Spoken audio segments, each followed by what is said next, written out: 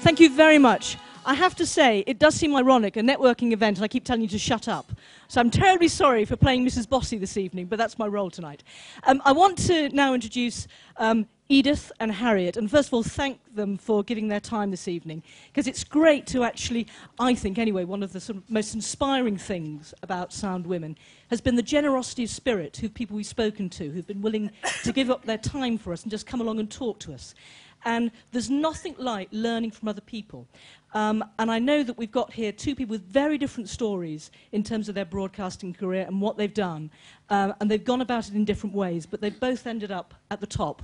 And that's a good place to start. So, for this evening, Harriet and Edith. Thank you. Thank you. You want to go first? Shall I go first? Yeah. Shall I go first? I'll go first. Go on then. Okay. Hello everyone. For those of you who don't know me, I'm Edith Bowman, and I am a radio presenter at BBC Radio 1. I've been there since part of the family since 2003. Also, I've worked at Channel 4, BBC 3, BBC 1, and been part of a lot of change, which I think change is a good word and you shouldn't be scared of it. And alongside me is Harriet, who's been working in commercial radio since the early 90s. She was the first woman to host a commercial radio station breakfast show. Woo! And presents the hugely popular Heart London breakfast show with the lovely Mr. Jamie Theakston. And we've been asked to prepare a quick how I got into radio pitch. So on that one, I'm going to let you go first.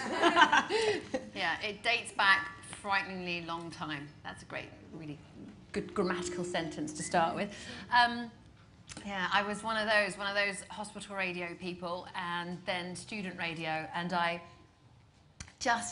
remember listening to Radio 1 because I grew up in Cheshire, and so Radio 1 was hugely important. We didn't have any cool local stations or anything like that, and I remember listening to Radio 1, and I remember that they did a Which Way Now thing, and anyone who's around my age might remember that in the late 80s, and Janice Long voiced it, and it was all about different careers that you wanted, and they had, like, you know, how to make it if you want to work in radio, and I thought this was just the most exciting thing in the world. So I remember sending off for like a booklet, and this has come from Radio 1. So exciting. And I just had it in my bedroom, and it said, bug your local radio station, which you must have heard a million times, but it works. And the great thing about radio, say, as opposed to TV, is you know where they are. I know it's different now with digital, things are moving on and stuff, but at least with radio stations, you know where the bastards are. So you can say, right, I'm going to bug you, and find your little best friend there.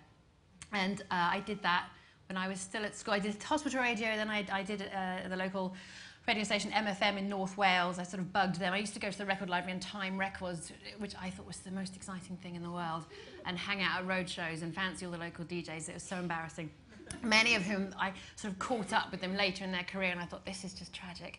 And then I chose my university around radio stations because I just saw, I was at a nice girls' school in Chester. When I said to my mum I wanted to be a DJ, I think she thought, well, maybe she'll be the next Anna Ford or something. And I was like, I don't know. I just love playing records and having fun.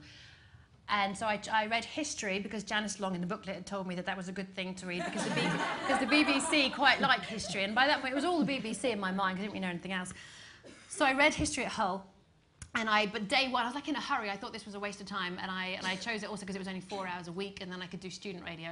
So I did student radio, and then I was lucky in that I became station manager in my first year, and it was that year that the Student Radio Association conference came to us to host it.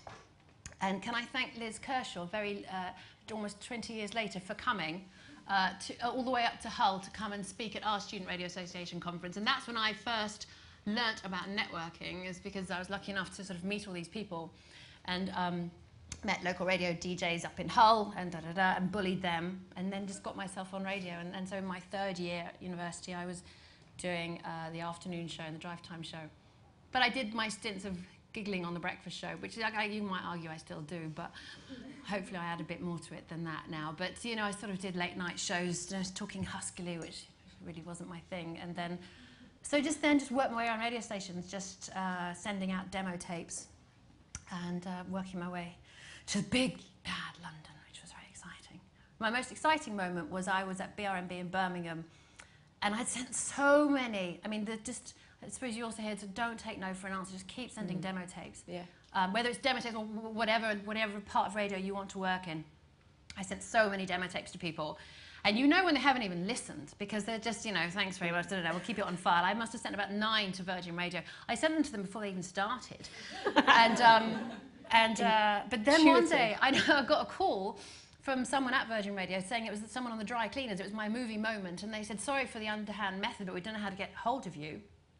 The days before Twitter. And they were like, but we want to offer you a job. We've heard you on the radio. And I was like, I thought it was a joke. So I went down to London, and that night they offered me a job. So that was great. So that was exciting. And I came to London, and then I went from Virgin Radio. That was in the days when Chris Evans owned it. It was the most fun ever. Really? Yeah, it was good fun. Yeah, I was Stories doing drive stories that should remain a secret in your mind. It's a little bit different to Heart, put it that way. Yeah, no, there was a bar at the end of the corridor, and I was doing drive time, and people would just come and dance on the desk, you know. Anyway, it was good fun. And then I went from Virgin to Heart, where I've been for the last 10 years, so doing a breakfast show. Hope that wasn't too long. Not at all. We got loads of questions as well. I'm going to ask you I was going to start you off, and then we'll get the audience to ask as well. Yeah, but do we want yours first? Okay. Kind of similar with the whole university thing, but I can't reiterate enough. Don't take no for an answer. I still don't. I'm the most persistent, annoying person you'll ever find. And that's kind of how I started. I went to university in Edinburgh to do a degree in communication studies at Queen Margaret. And the summer before I was due to start, I spent every week sending Tom Steele, I'll never forget his name, the programme controller at Radio 4, a letter going, please give me some work experience. I'm really enthusiastic. It's everything. I'll just come in and say hi. I think once you see me, you'll see that you need this kind of everything. Just every week, followed that up with phone calls going. I never ever got put through to him. There was a kind of like almost like a bat sort of phone that lit up every time I called. But the persistence paid off, and he eventually asked me to come in for a chat. So I went in for a chat, and I just remember like shaking from my toes up. Not quite knowing what I was going to say or what he was going to say. And it was the most terrifying meeting I've ever been in, where I kind of sat there like a cowering mouse as he sort of sat there behind his desk like Jabba the Hutt, and just almost kind of really, I think, tried to test me of kind of going, yeah, well, what would you do with this? And why would you say that? And just constantly sort of throwing things at me. To which point he asked me, so future, what do you want? If I gave you some work experience, what do you see happening? I was like, well, I've got 3 years at university. I'd love to be part of this and do it at weekends and holidays. And by the end of it, I'd love to have a show on your station. At which point he sort of did a maniacal laugh. I went, I don't think I could ever put someone with an accent like yours on the station. At which point, every part of me wanted to burst into tears and run out the room. But I stood my ground. And from that, I'm not quite sure, it's a bit of a sort of brain jar. I don't know whether I've just blacked it out deliberately of what happened between that and me leaving. But he gave me work experience for a week. And in that week, I was like a sponge, and I just absorbed everything that radio station did, you know, from every department. I kind of, like a tornado, worked my way around and pretty much lived there for the week. And then from that, they gave me work experience at the weekends and then holidays. And then I started to get involved in production. And by the end of university, I did the Sunday breakfast show and had a Friday night doubleheader. So I was like, in your face, Tom Steele! But then from there, I kind of graduated, and you know, there wasn't full-time work at the station, and I had that need and want to do more. So I came to London and got on a graduate training scheme with EMAP Radio, but in the sponsorship and promotion side of things. And I found that really useful. It's that thing of, I think, of not just being tunnel vision about where it is you want to go. You have to widen those goalposts now and again to either take another experience or try other things. Actually might be the route that you want to take. But that toughened me up, going out and hard pitching for sponsorship deals. I remember a Grand Prix one for Foster's. My boss was ill and I had to do the presentation. But it was great. It was a really useful thing to happen to me. And then from that, I was sending out showreels, both video and radio, because I wanted to try the TV side of things as well. And from that, I got a call to come in for a screen test for MTV. So I went in and did that. Luckily, they were looking for regional accents. Yes, it's good to have an accent. And I got the gig at MTV. And then Mr. Ben Cooper, who's now my boss at MTV, got me into Capital to do a show with Kat Deely. We did a Saturday afternoon show on Capital FM, and then that finished. Ben went to Radio 1 and he asked me if I wanted to come in and pilot some shows, and he put me together with Mr. Colin Money, which I have such fond memories of, and some slightly scary that I'd rather forget. But yeah, and then I've been at Radio 1 ever since and gone off and done lots of other things, and my role at Radio 1's changed. You know, I've gone from doing Saturday double-headed shows to during the day lunchtime double-headed show to solo daytime show to weekend show, and now I feel like I'm starting again, to be honest. It's amazing. I've got this show that's 1 hour on a Tuesday night, and it feels like I've found my calling. It's more specialist, it's not mainstream, but I put more work into this than I've ever done for any other show because it just feels right. So yeah, that's me.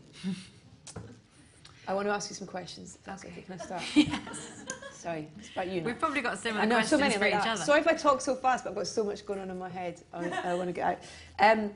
Your first professional gig was Viking FM, is that right? Yes. Where you described yourself as the token bird. But you then went on to be the first ever female to co-host a breakfast show. What made you feel like you were the token bird? Why did you feel like that? Well, because I literally just did the weather. Okay. And was encouraged. You know, we've all. If you want to be a presenter, sometimes I hope that, and maybe we'll learn this tonight. I hope things are changing. But so often with women, you know, it's either talk sexy at night time or just giggle in the morning. It was a double header. It was 2 guys and me, so they didn't need an extra thing, and this was very early 90s. So yeah, I did the weather. I may have done the travel. I can't even remember. Yeah. But and anything else I added was a bonus. Yeah, I remember having a very small stint of that when I was at Capital, and they asked me, "Would you mind coming and helping on the breakfast show?" Whilst who was it that was covering for Chris Tarrant? Dr. Fox. It's Dr. Fox. And I was, oh, listen to. Who arrived on his Harley Davidson early morning. It was so disconcerting, and I was like this kind of token entertainment, and I hated it. It's very